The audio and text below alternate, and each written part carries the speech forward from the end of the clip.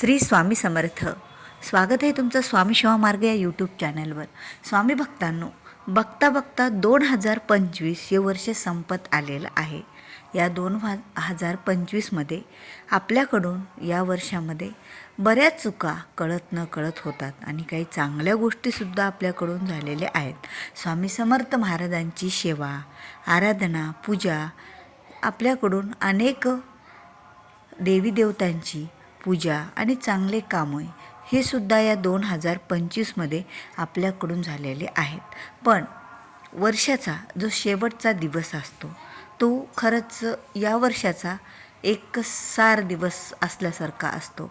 जसं की एखादी पोथी आपण वाचन करतो आणि शेवटच्या अध्यायामध्ये त्या पोथीचा पूर्ण सारांश असतो आणि ते सारांश जर आपण वाचला तर पूर्ण पोथी काय आहे ही आपल्याला कळत असते. आणि एखाद्या वेळेस जर हा सारांश जर आपण वाचला तर पूर्ण पोथी वाचण्याचं फळसुद्धा आपल्याला मिळत असतं. आणि वर्षाचं पण त्याचप्रमाणे असतं. स्वामी सेवेमध्ये काही दिवस आपले चांगले गेले, कुणाकडून स्वामी सेवा जास्त झाली, कुणाकडून स्वामी सेवा काहीच झाली नाही. आणि बऱ्याच गोष्टी अशा होत गेल्या की या वर्षामध्ये आपल्याला एखादी गोष्ट जाणून बुजून काही करायची नव्हती, पण प्रसंग असा आलेला असतो की काही गोष्टी आपल्याला टाळता पण येत नसतात आणि काही गोष्टी आपल्याला करायच्या म्हटलं तर त्या होत पण नसतात. कारण प्रत्येक गोष्ट ही आपल्या देवी शक्तीवर आणि आपल्या स्वभावावर अवलंबून असते. तर अनेक गोष्टी आपण जर ठरवल्याप्रमाणे या जीवनशैलीमध्ये आपल्याकडून झालेल्याच नाहीत. तुम्ही बरंच काही ठरवलेलं होतं की 2025मध्ये या वर्षामध्ये आपल्याकडून जास्तीत जास्त स्वामी सेवा व्हावी, पण ती तेवढी काही झालेली स्वामी सेवा नाही आहे. आणि बऱ्याच चुका पण आपल्याकडून कळत न कळत होत असतात. कुणाचं मन दुखणे किंवा अनेक गोष्टी कळत न कळत आपल्या हातून घडत असतात. मग या सर्व चुकांना जर माफी द्यायची असेल आणि येणारे वर्ष जर सुखात जाण्यासाठी आपण या वर्षाच्या शेवटच्या दिवशी ही एक गोष्ट करा. त्यामुळे आपल्या येणारं वर्ष तर सुखात जाईल, पण जाणाऱ्या वर्षाच्या चुकांने सुद्धा माफी स्वामी महाराज माफ करतील आणि बऱ्याच गोष्टी आपल्या जीवनामध्ये आनंद घेऊन येतील. तर स्वामी भक्तांनो, आपल्यासाठी या दिवशी म्हणजे 31 डिसेंबरला ही एक गोष्ट करायची आहे.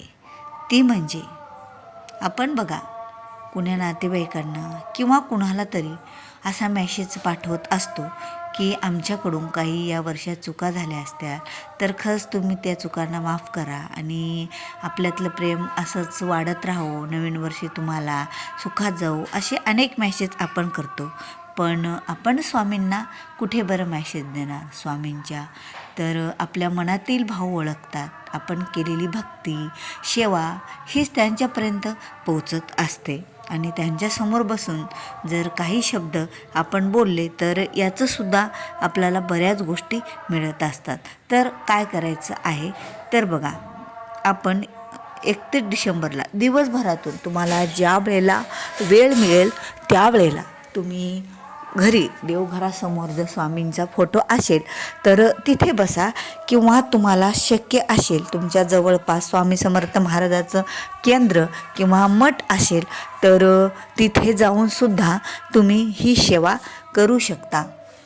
तर सेवा काय करायची आहे तर आपल्याला स्वामी समर्थ महाराजांच्या केंद्रामध्ये जायचं. तिथे गेल्याच्यानंतर किंवा आपल्याच घरी आपण एक आसन टाकायचं, स्वामींच्या समोर बसायचं, स्वामींना मुजरा करायचा. किंवा तुम्ही स्वामी सेवेकरी नसाल, इतर देवांची किंवा कुठल्याही देवीदेवतांची सेवा करत असाल तरीसुद्धा तुम्ही ही एक गोष्ट करू शकता. कारण स्वामी हे ब्रह्मांड नायक आहेत. प्रत्येक देवामध्ये त्यांचं देवत्व हे आहेच, ते तिथे सामावलेलेच असल्यामुळे आपण तिथे पण ती सेवा करू शकता, ही गोष्ट करू शकता. म्हणजे सेवा म्हणजे ही गोष्ट करायची आहे. तिथे बसा तुम्ही, 2 मिनटं शांत डोळे मिटून बसा. आपलं एक वर्ष कसं गेलं ते आपण आठवून आणि स्वामीपुढे त्याचं तुम्ही शब्दामध्ये स्वामींना सांगा की बाबा स्वामी असं झालं तसं झालं, जे तुम्हाला वर्षभर घडलं असेल ते तुम्ही सांगा. त्यावेळेला तुमच्याकडून झालेल्या चुकांबद्दल सुद्धा स्वामींची माफी मागा. काही चांगल्या गोष्टी घडलेल्या असतात तर स्वामींचे, देवांचे तुम्ही आभार माना की खरं देवा तुझ्यामुळेच माझ्या जीवनामध्ये ह्या चांगल्या घटना घडलेल्या आहेत, तुमच्यामुळेच हे शक्य झालेलं आहे. मी तर फक्त एक माझं काम म्हणजे कार्य करतो, पण तुम्ही जी माझ्या करता करविता तूच एक स्वामीनाथा, मी जे काही काम करत आहे, मी जे काही गोष्टी हातात घेतलेल्या आहेत त्यांना यश किंवा फळ देणं हे तुमच्याच हातात असतं. तुमच्याशिवाय पानही झाडाचं हलू शकत नाही. तर माझी काय गती की म्हणजे तिथे आपल्याला मीपणा काढून टाकायचा, सर्व काही देवावर लोटून द्यायचं. ज्या वेळेला आपण संपूर्णपणे देवाच्या स्वाधीन होतो ना, त्यावेळेला देव हा आपल्याला त्यांच्या पद्धतीने सांभाळत असतो. मग स्वामी समर्थ महाराज असो, तुम्हाला जे आवडणारे कुठले देव असो, आता प्रत्येकाची आवड ही वेगळी असते. आता तर त्याप्रमाणे तर त्यांना तुम्ही असं म्हणा आणि त्यानंतर आणखीन तुम्ही त्यांना प्रार्थना करा की या येणाऱ्या वर्षामध्ये आम्ही सुखी आणि समाधानाने जगू द्या आणि आमच्याकडून तुमची भक्ती जास्तीत जास्त करून घ्या, चांगले कामं आमच्याकडून करून घ्या आणि आम्ही जे काही हातात काम घेणार आहोत त्यांना यश द्या, तुमचे आशीर्वाद राहू द्या, आमच्या कुटुंबावर राहू द्या, आमच्या कुटुंबावर कुठल्याच वाईट गोष्टीचा प्रभाव पडू देऊ नका.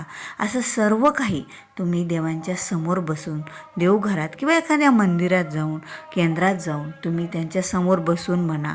बघा, ज्या वेळेला तुम्ही ह्या सर्व गोष्टी तिथे सांगसाल, पुढच्या गोष्टी तुम्ही मागसाल अगोदरच, बघा ज्या वेळेला एखाद्या गोष्टीचं निमंत्रण खूप दिवसापासून तुम्हाला दिलेलं आहे अगोदरच, म्हणजे आता उद्या ती गोष्ट आहे ना, आज तुम्ही आमंत्रण दिलं त्याचं, तर खरंच ते आमंत्रण स्वीकारलं जातं, ते निमंत्रण स्वीकारलं जातं.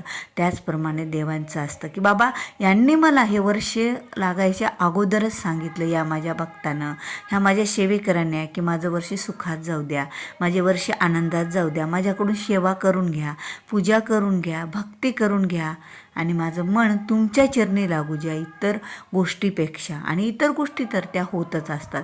तुम्ही जर म्हणलं की आम्ही हे करू ते करू, तर ते असं होत नसतं.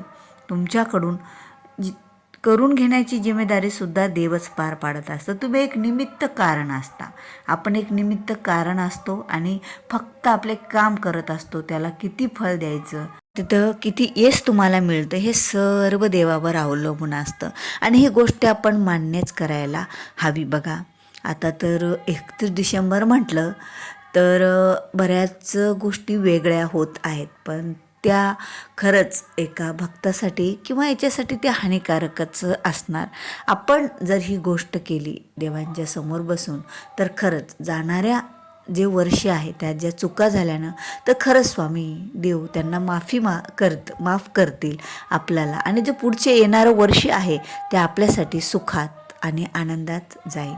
कारण ज्या वेळेला आपण नम्रतेपणे आणि पूर्ण शरण होऊन देवाला शरण जातो ना, त्यावेळेला देव आपलं सर्व काही ऐकत असतं आणि आपल्या मनाप्रमाणे सर्व गोष्टी घडायला लागतात. जे या वर्षामध्ये 2025मध्ये काही गोष्टी तुमची अडलेली कामे झालेच नाहीत, ते 2026मध्ये नक्कीच होतील तुमच्या कृपेनं, असं सुद्धा आपल्याला देवाला म्हणायचं आहे. देवा, मी तर फक्त माझं काम करत राहील, पण त्याला किती फळ द्यायचं, किती यश द्यायचे हे तुझ्या हातात आहे. मला कुठपर्यंत पोहोचायचे हे तुला सर्व काही माहीत आहेत, तुला सर्व काही तू जाणता आहेस, तू अंतर्ज्ञानी आहेस. आम्हाला तर असं काही माहीत नाही, आम्ही आपले कामं करत राहतो. बघा, तुमच्या जीवनामध्ये तुम्ही काही ठरवलं तर त्याप्रमाणे होतही असेल असं नाही, पण एखाद्या वेळेस आपल्याला माहीत नसतं पुढे काय आहे काय नाही, आपल्या जीवनात कुठले संकट आहेत काय आहेत, आपल्याला काही माहीत नसतं, पण तो देव जाणता असतो. आणि त्याला जर आपण अगोदरच त्यांना जर आपण म्हटलं की बाबा आता ज्या वेळेला ना आपण देवाला खूप जवळचं मानतो ना, त्यावेळेला ते खूप आपलेसे वाटतं. आणि देवाला जर आपलंसं केलं ना, तर आपल्याला आयुष्यामध्ये असं नाही की आपण बऱ्याच लोकांना दूर करायचं, ते तर आपलेच असतात, पण सगळ्यात जवळ जर देवाला आपल्या ठेवलं ना, तर देव सगळ्या गोष्टी आपल्याबरोबर नक्कीच करत असतो. त्याला योग्य जे वाटतं ना, आपल्यासाठी जे योग्य आहे ते सर्व काही तो करतो. आणि खरंच ही एक गोष्ट तुम्ही नक्कीच करा 31 डिसेंबरला आणि पहा जाणाऱ्या वर्षाच्या चुका माफ होतील आणि येणारे वर्षसुद्धा आपलं सुखात आनंदात जाईल. तर तुम्हाला व्हिडिओ आवडला असेल तर लाईक करा, शेअर करा, चॅनलवर नवीन असाल तर सबस्क्राईब करायला विसरू नका. आणि जो व्हिडिओमध्ये एक आवाज येत आहे त्याबद्दल खरंच माफी असावी. तर भेटूया पुन्हा अशाच एका नवीन माहितीपूर्ण व्हिडिओसोबत.